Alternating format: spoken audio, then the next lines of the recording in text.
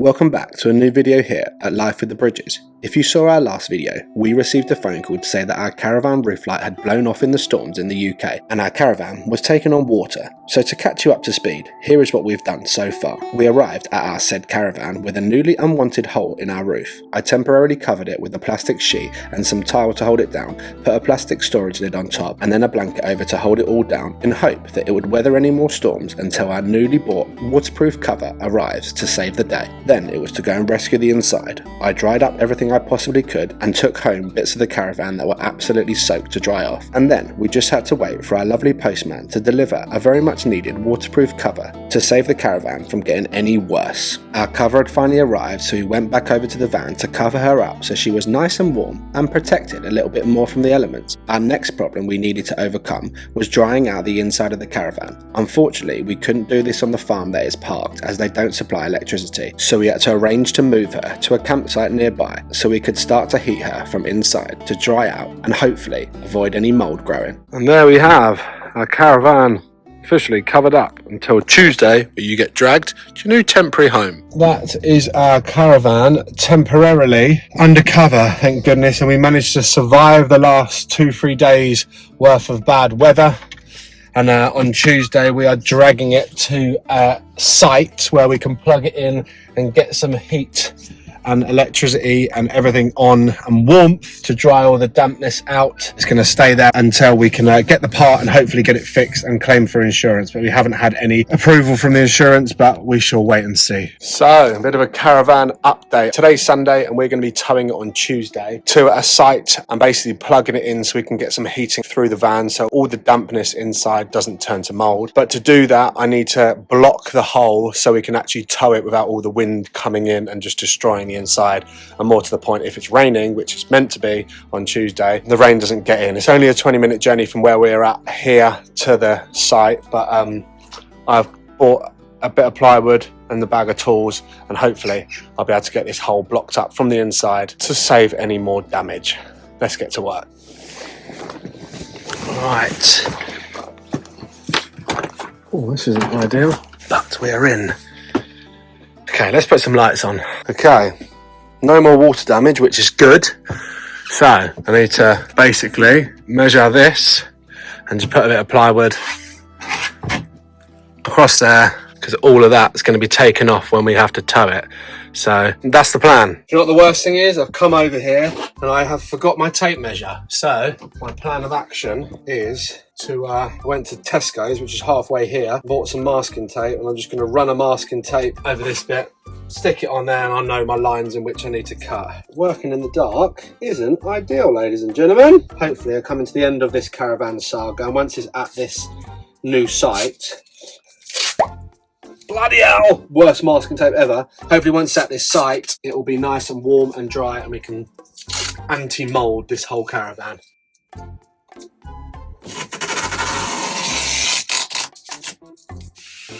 Okay, there's one line.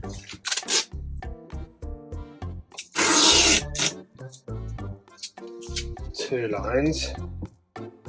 Why didn't I remember a bloody measuring tape? So much easier. Instead I've got masking tape. Instead of tape, but the wrong tape. Brilliant. Okay, let's go and cut it. Okay. Here goes.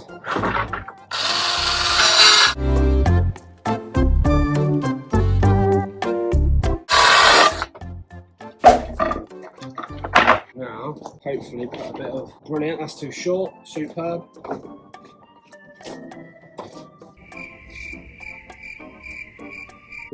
Okay, time to fit it indoors.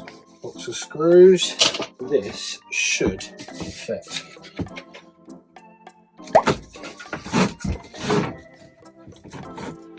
Good there. Why is that beeping? What's that? The bloody fire alarm's going off. What's that all about? Okay, we're good there. Now, I want to drill some screws in. This is not a good Sunday activity, ladies and gentlemen. It's not what I wanted. Shut up! So I want to screw this up without causing any damage to the roof, so I've got to screw it into the frame.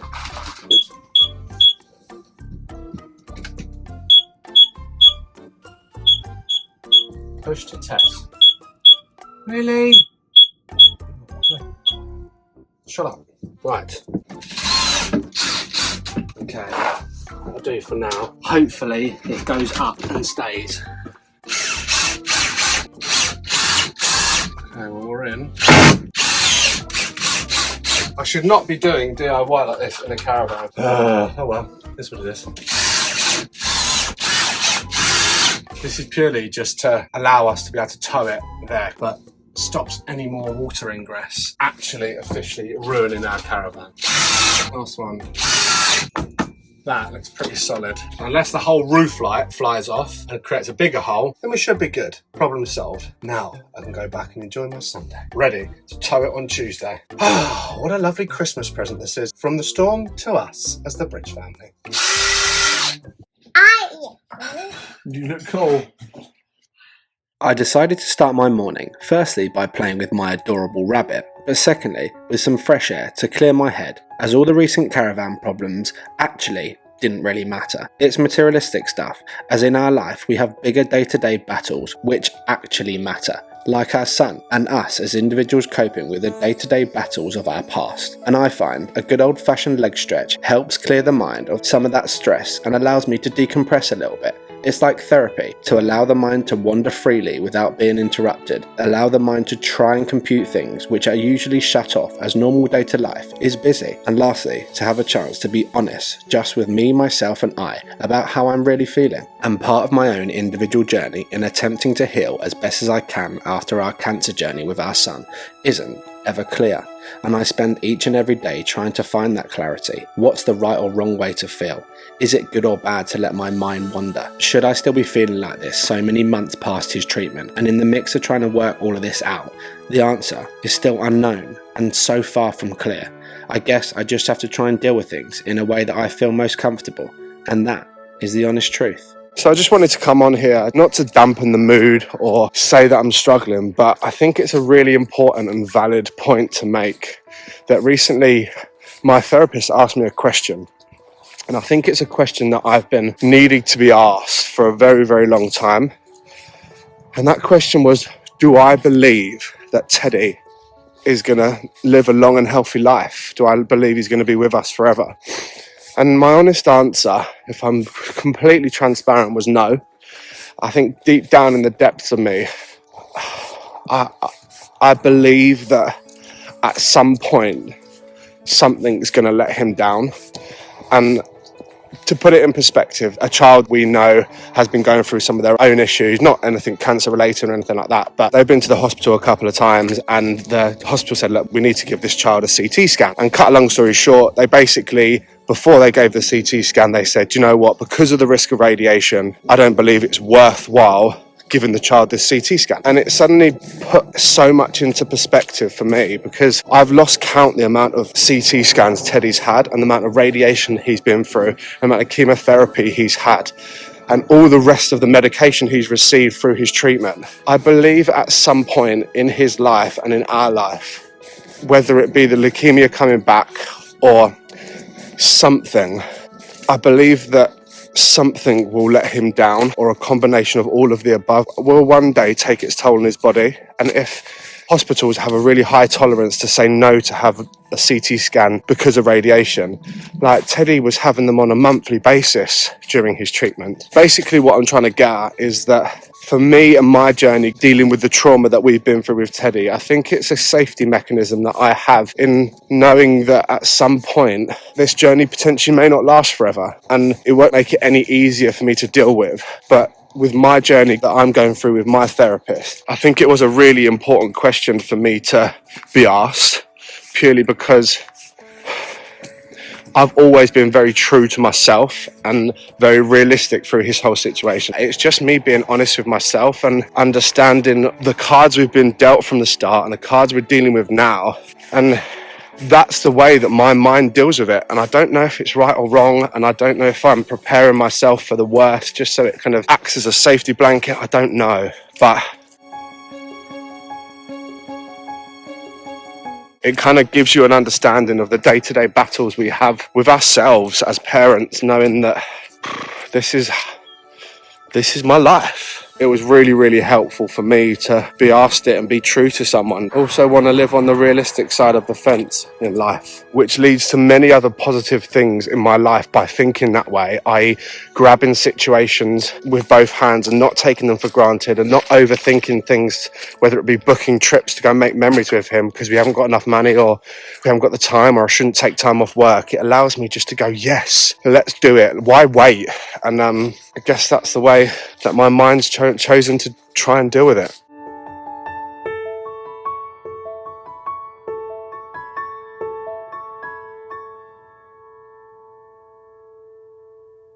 I left that screen blank for a reason, because a lot of the time, that's exactly how my mind feels.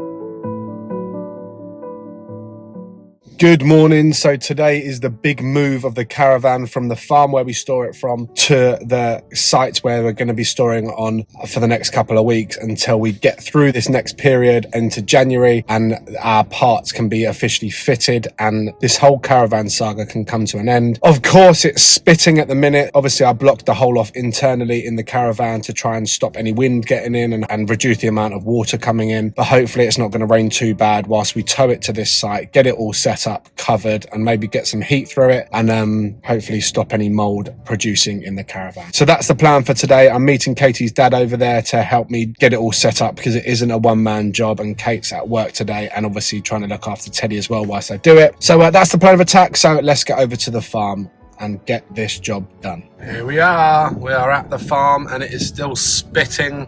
Is this gonna go well, ladies and gentlemen? But I am 35 minutes early and I'm just going to go and see if I can start to do the unwrapping process in prep to tow this caravan to its new temporary home.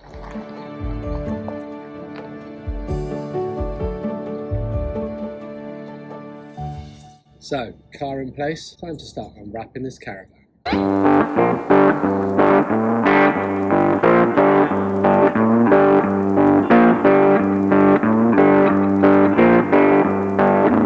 That is the caravan all untied, and then we're going to take the cover off, put it straight in the back of Kate's dad's truck because it's all wet, and then tow it to the new destination as quickly but as safely as possible and pray for no rain. I might try and hitch it up.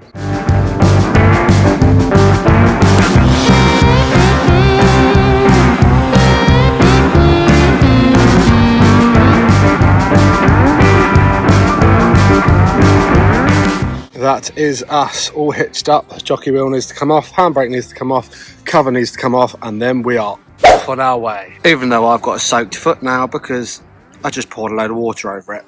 Brilliant! Morning. Would you please be quiet? I'm trying to make a video. Anyway, I'm too impatient, so I've got some ladders and I'm going to try and take off some of it and get this ball rolling. Let's take the cover off.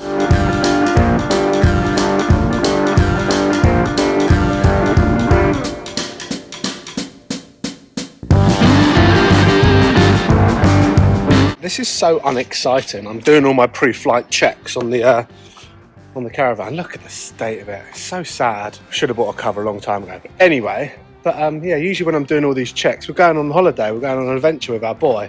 Instead, we're going to rescue a hole in the roof of our caravan and stop the caravan being absolutely destroyed. Sad times, chaps, sad times. But as I've said before, it's all materialistic stuff, so it actually doesn't matter. It's more of just a pain in my bottom, to be completely honest with you. But it is what it is. Our broken caravan is officially unwrapped. She's hooked up and we're ready to rock and roll. We'll see you at the new site because I need to concentrate. This is the first time I'll be towing on my own. Fingers crossed, no rain and we don't crash. Let's go. We have arrived!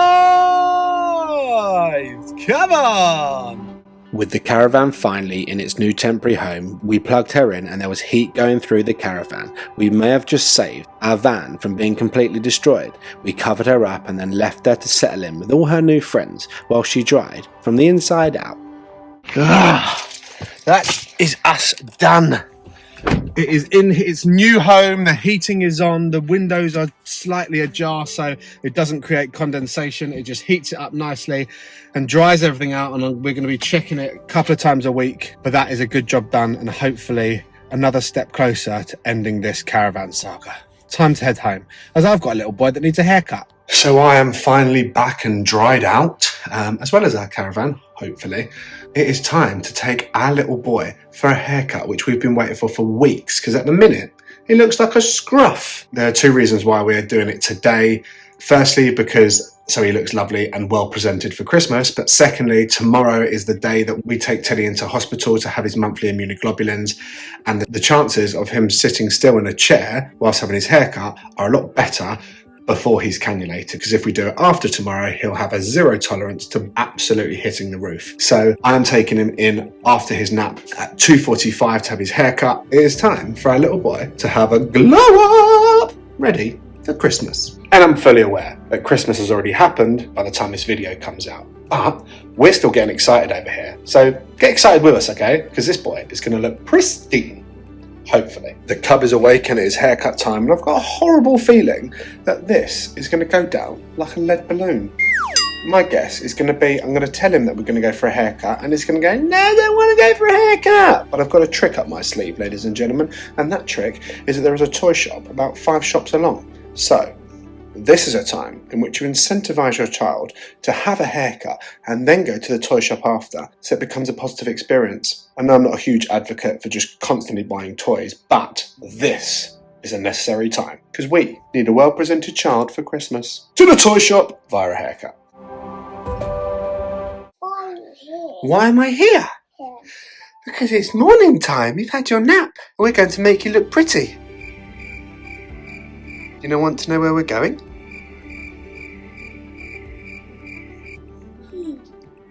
Where are we going to go to make you look super handsome? My guess is going to be, I'm going to tell him that we're going to go for a haircut. Daddy's going to take Teddy to go and get his haircut, and then Daddy and Teddy are going to go to a toy shop. And he's going to go, no, I don't want to go for a haircut. I'm going to go get a haircut. I'm going to go get a haircut. We're going to go haircut first to make you look really handsome for Christmas, and then Daddy's going to go and buy you a toy. Haircut. It's okay. It doesn't hurt. I'll see you. We have to make you look super handsome for Christmas, darling. Then we'll go and get a toy from the toy shop. I'll stay in bed. You want to stay in bed? Yeah. Oh. We have incentivized Teddy to get out of bed by being silly. Is that right? Yeah. Want to do some silly now? Yeah. How silly? Like super silly? Yeah. Like super duper duper silly? Yeah. Okie dokie. Okay. Oh, I know exactly what you want to do. We did this in the last video and you still find it very funny, don't you? Yeah. Okay, mister. Sorry for the repeat, guys, but if it makes him happy, then that's what we do.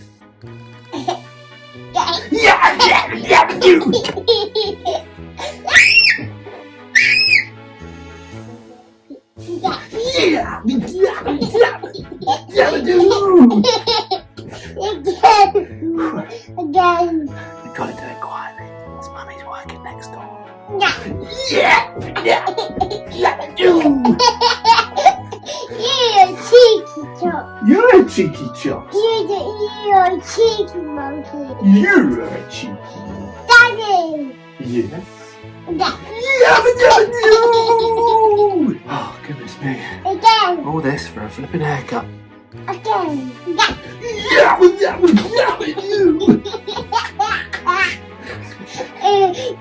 silly. That's really silly. Now it's time for a haircut. Let's go and have some fun. A few minutes later. Well, that, ladies and gentlemen, was an absolute tragedy. We got in there, it was absolutely amazing. Waiting for our turn in the queue, sat on my lap and absolutely went into hysterics. And we got about an inch off the top and he was coughing, he was tears balling down his eyes, tried FaceTiming mummy, we gave him chocolate which he chucked on the floor and ended up with hair all over it. It was just an absolute Christmas disaster. So I'm going to go home and attempt to cut it in the peace and quiet of Bridge HQ. Let's see how that goes. Probably about as successful as paying £10 for an inch off the top. Fantastic. It's super easy to potentially get frustrated with the whole situation, but he's so sensitive to things like that purely because of his past. So I can't get upset with him. You just got to understand that he is sensitive to it and we've got to deal with it. So To Bridge Barbers it is! Woohoo! Just going to desensitise him to it. Are we going to go and cut his beard? I want to look like Santa Claus. Ready? Should we sing a song? Down in the jungle. Daddy. No, you done it. Just make a little bit more now. Just a little bit more. Look, Daddy got on his face. Look, him on his arms. Whee! Look, at the back of your head. Well, can I just do it for 10 seconds? No, you can't! Please? No, you can't! Mummy will do it! Don't do it! What song would you like me to sing then? Have you got a favourite? What's your favourite? I think The Zoo by Rod Campbell. I wrote to the zoo.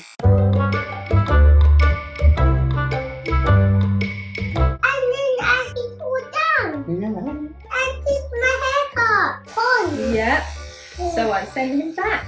So they sent me a... A few minutes later. I did it! Nearly. I think this is a dog. If you're happy, Really?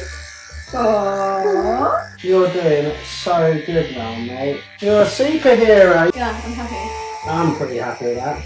No. Teddy, we did it! Yay! You're the smartest kid ever! Bridge Barbers! Woo! Yay!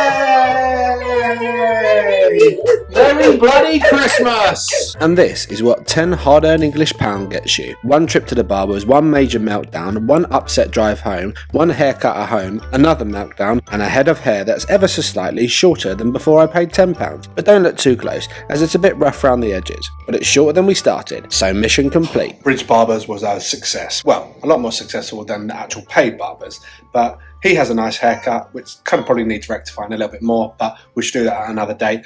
And that is a perfect time to end that video there. Don't forget to hit the thumbs up on this video, subscribe to our channel. A huge thank you to our Bridge family members, and remember, live for today, as tomorrow is never promised. We'll catch you in the next one, chaps, when we take Teddy to hospital for his immunoglobulins.